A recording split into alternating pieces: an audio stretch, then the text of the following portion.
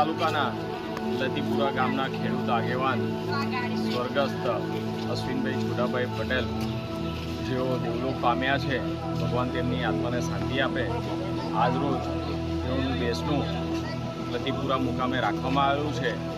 આ બેસણામાં તેમના પરિવાર દ્વારા એક ખૂબ જ ઉમદા કાર્ય કર્યું છે કે જે બેસણામાં આવે છે ભાઈઓ બહેનો એ લોકોને પરિવારે આંબાની કલમ અને તુલસીનો છોડ આપ્યો છે કે જેથી કરીને પર્યાવરણ સારું કરવામાં, વૃક્ષો વાવવામાં આપણે સૌ સહભાગી બનીએ। તેમના પરિવારના આ કાર્યને ખૂબ બિરદાવું છું।